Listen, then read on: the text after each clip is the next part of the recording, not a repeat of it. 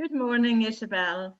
It's the 30th of April, the last day of the month, and I'm Mathilde, and I'm looking forward to chatting with you a bit about your Corrymeela story.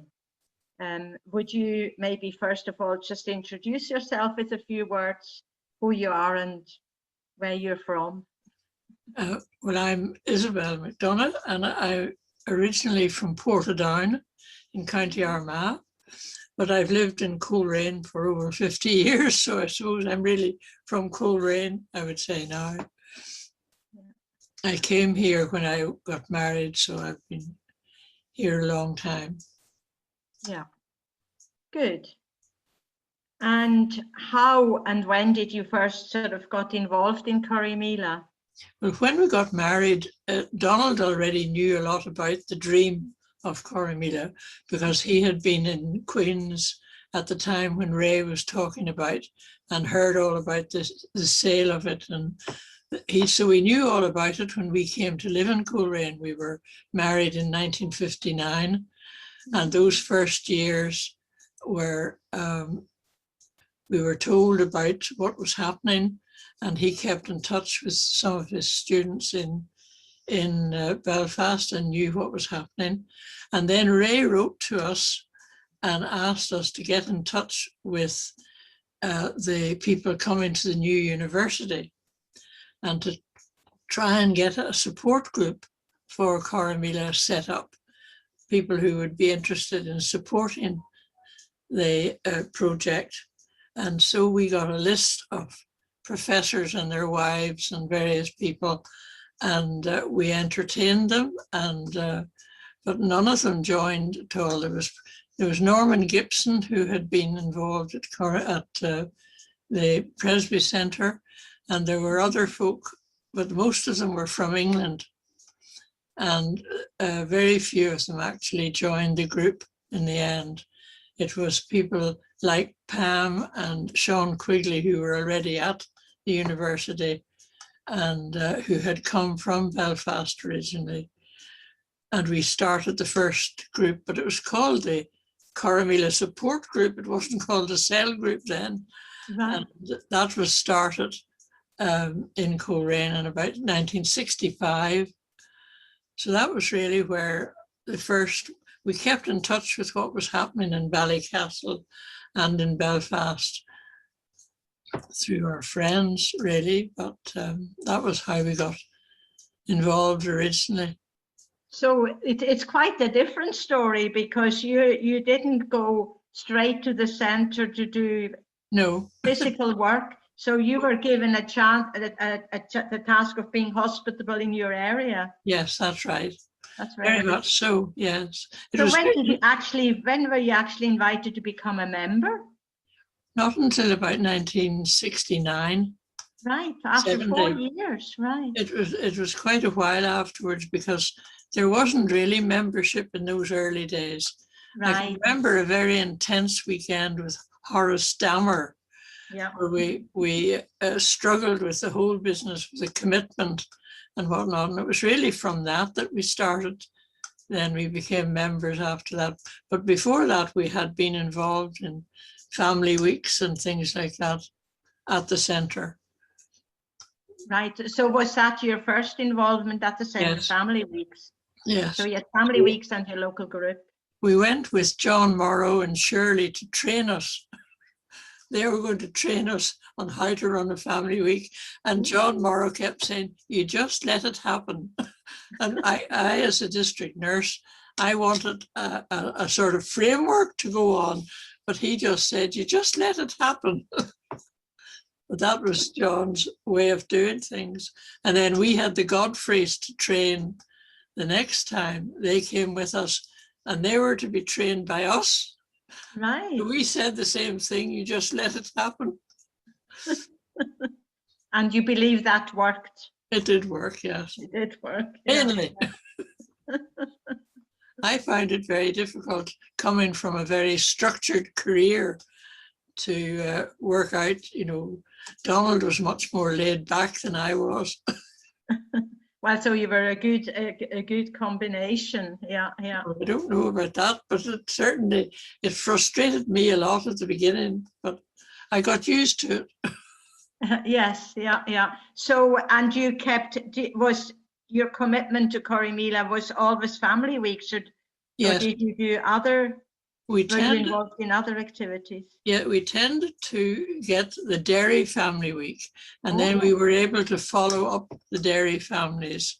And also a lot of families were being burnt out, or they came to live in this area and they got involved with us. But it was very much on our local area, and we were involved with the social workers in the area as well, so that we knew the families who needed care and attention and who needed. So we had the cell group had weekends as well for families from this area. right. But that was mainly the work that we did was local rather than, because everything was happening in Belfast and we were up here a way out of it. Yes. And I suppose why I really got involved in the beginning, I got frustrated with my local church who tried to pretend it wasn't happening 30 miles up the road. Right, right. And so did you then also do some Corrymeela work with the churches? Yes, we tried to get the churches to work together in the area. And I remember very clearly at the time when the children all came to, remember when the Corrymeela bus brought lots of children out of the riot areas, and there were a lot of children brought to Loreto, to the boarding school. And David Ford was involved with it then. And I can remember appealing to our church to help us in this work at Loreto. And David, they wanted to give the children sweets. And I remember David said, no, we need tissues. They've all got runny noses. But I always can remember that so clearly, telling the woman of our church that it was tissues that we needed. Not sweets. Not sweets. All right. So you were also involved with evacuees in Yes. Loreto, right? Yes. Right. Yeah, yeah. They came to Loreto as well as to Corrymeela. Mhm. The boarding school was allowed to bring them in there. So. And how long was that? How long did that happen? Just a summer, or was that It was longer? just a summer, just a summer. Just the summer. Yeah, yeah. And so you, as a cell group, got involved with. Yes, we were involved. Children. The cell group really provided all the helpers in the family weeks. Yeah. But it's very much a local involvement. You know, we were involved locally rather than in Belfast, or it was mostly Derry was our, and we used to say that the Derry accent was much gentler than the Belfast accent, because the family weeks were much noisier when it was from Belfast. All right. Quieter when it was from Dublin, from Derry. So have you any other sort of special memories of the early days? Well, the early days, I can remember the community weekends particularly. Right. I had a great chip on my shoulder because I felt that everybody was university trained and I wasn't. And I was most uncomfortable really in those early days at Corrymeela, because everybody else seemed to either know each other and also be able to talk a lot. Mm-hmm. So it was interesting this weekend to hear that brought up again. Yes, yeah. And how did you overcome it? I suppose by just going and doing it. Yes, yeah. Sort of, well, not ignoring it, but trying to. I mean, Donald was very good at saying not to think about it at all. He didn't think about it, so. Yeah, that's interesting. Yeah. And so then, what there were other involvement with you. I also associate you with Knocklade. Yes, when I retired, I was told it was Kit McClary used to say, when you retire, you'll come to Knocklade. So that was really, it was from my retirement on that I was involved in Knocklade with William Rutherford and John Morrow. At that time, I was very involved with Knocklade, really. And what was special about it, or well, there were people who came to Knocklade who would never have come to the centre. I mean, for example, I was chairman of the Women's World Day of Prayer Committee, and we had a quiet day for them at Knocklade, looking at the theme of the service for that year. And we had that for about 3 years at Knocklade. And that brought a lot of people from the Coleraine area to see what Corrymeela was about, because we always took them down to the centre and showed them what was happening and told them stories about what was happening at Corrymeela, really to try to get more support locally. Because certainly generally the support locally was very critical of Knocklade, or critical of Corrymeela, really, generally. A lot of young people in the area were involved through the Junior Council of Social Service. They used to go over and do concerts on a Saturday at Corrymeela, at the centre. And I don't know whether it was them or what it was, but some of the parents got very annoyed about what Corrymeela did to their children. In what way? Introducing them to drink was mostly the criticism we got. But it was one of those things that we just, the churches are very critical in Coleraine anyway. So we had to work that one out. Yeah, but you kept at it. We kept at it because we tried. The churches in Coleraine are very loath to work together, particularly the Presbyterian churches. It's a very Presbyterian area. There are 8 Presbyterian churches in there. So apart from all the country ones all round about, and we have never been able to get folk to come from the Presbyterian churches in Coleraine. Right. Never to the centre, they came with you. No. Right. They would work with us locally, but they wouldn't come to the centre. Yeah. In all these years, and that's still the case. Still the case, yeah. Wow. Yeah. But I mean, I think the Coleraine Presbytery has a name anyway of being rather rigid. Right. Yeah. And when I got involved with the Churches Forum, which grew out of an ecumenical, it was really the community relations officer who was instrumental in getting it off the ground. Again, it was the smaller churches that joined rather than the bigger churches. Right. Yeah.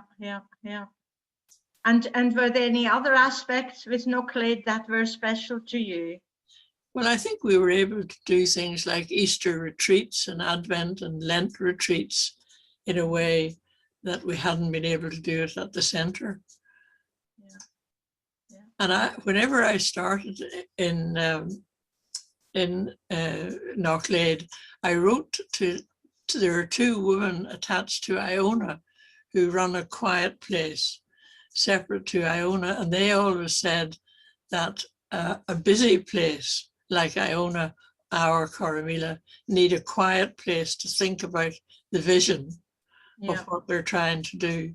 And that was really what we felt Knocklade should be, that it would be a place to come apart, to sort of revision ourselves. That was the idea behind it all at the beginning when Peter Tennant offered it to us.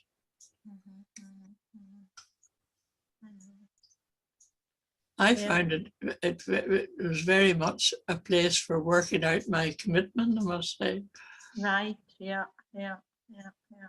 Part of the commitment about learning more about the Christian faith And that could be done at Corrymeela, at Knocklade, in a way, when the centre is so busy with other things. So yeah, I think that's a very valid point, and probably still very much needed, you know.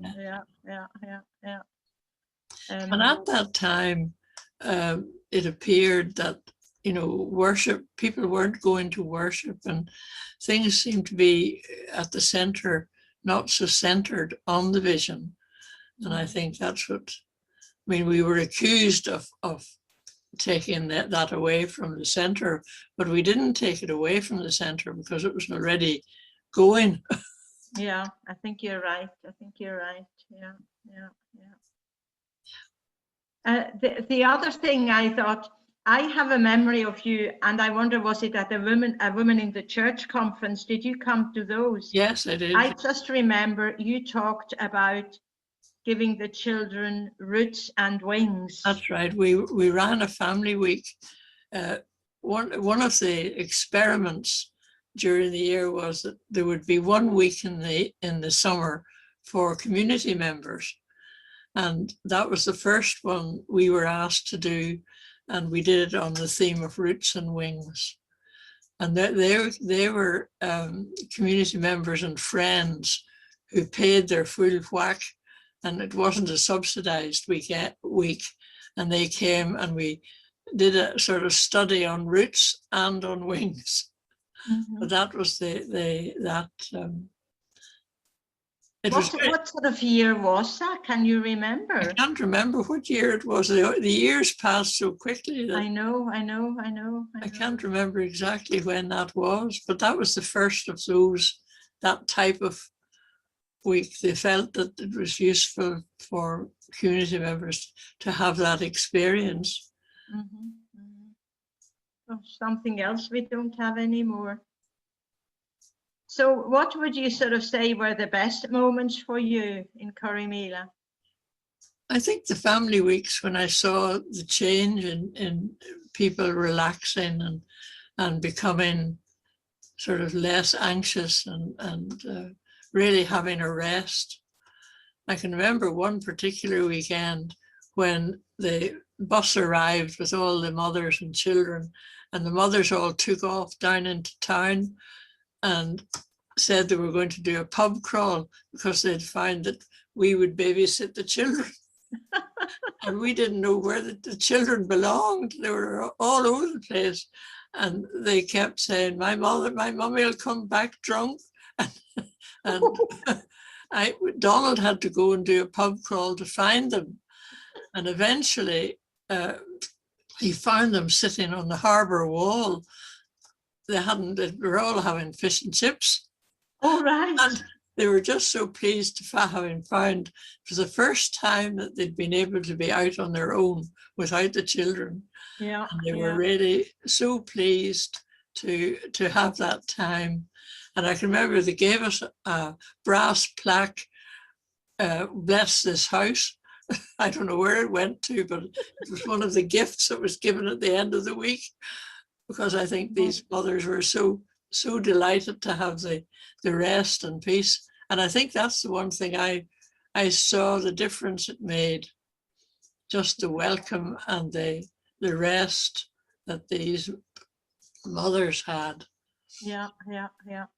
And did you said, did you follow up some of these yes, families? We tried to follow up all the families, actually. That was one of the things that we tried to do. It didn't always work, but we did. I can remember we got stuck up in West Belfast once when we were following up some of the folk. It was Margaret Mulvenna came on our family week when she was, before she married Jerry. Right. And the two families were at our family week, and then they got engaged the next year. All right. And came as a joint family. All right. I didn't know you were matchmakers. Yeah, I remember us going up and getting stuck by the army checkpoints up when we were visiting some of them up around where Margaret lived. Right. And was it just to maintain the friendship in a way? Yes, to try to follow up and keep in touch with the people that had been involved. Very good. It didn't always work, but we tried. Yeah. Well, I suppose Margaret and Jerry stayed. Yes, they did. Became members. And also in the Derry family week, Eamon and what do you call the folk from Derry? My memory is hopeless at the moment. But they became members as well. Yeah. Very good. And what would you say has been difficult? Well, you mentioned somewhere at the beginning, it can be difficult when you feel. Yeah. I think one of the difficulties I found was that, particularly with my own children, I mean, we always went as a family, and I had to undo their language when I went back in case they used the language with my mother. Who would have been horrified. So, but one of the difficulties, I think, was the class thing, you know, because as middle class children, they went to bed at 9 o'clock, and the other families just didn't go to bed at all until about midnight. And that was difficult at the beginning, but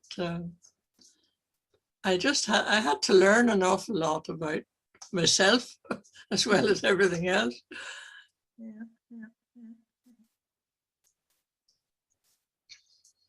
And how would you say has Corrymeela made a difference to your life? Do you think it would have been different without it? Oh yes, well, one of my daughters said the other day, I don't know what our life would have been like without Corrymeela. So it seemed to impinge on everything.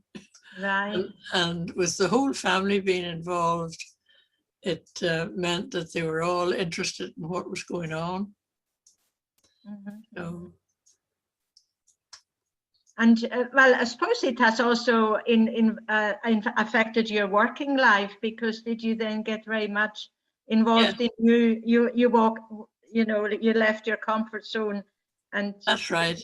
It was through Corrymeela that I branched out. After Donald died, I had been interested in the whole hospice movement early on, but it was really because of Peter McLaughlin and folk who were involved in the beginning of the hospice, who encouraged me, and it was at Corrymeela that they encouraged me to take that step out of my comfort zone, out of the health service into a charity, which you didn't know whether it was going to take off or not. Yeah. And I always felt that the hospice movement was a theological movement anyway. You know, it was a theological thing that had, I suppose, Corrymeela had driven me to see that in those terms. And so it affected my whole life really after that.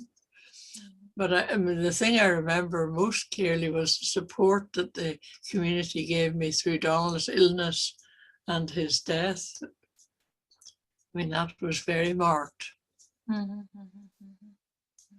And of course, his ashes are scattered at Corrymeela, so it will always remain very close to me there. Yeah. And then, of course, you also do the carts. I suppose that's another practical way. That was whenever I couldn't work out how I could do anything to support Corrymeela. But that started from a very simple thing. One year, Stephen was raising money for something or other, and I said I would help and make cards for him. And then when it was after that, I thought, well, why don't we make them for Corrymeela then? So it's just another step. Yes, yeah.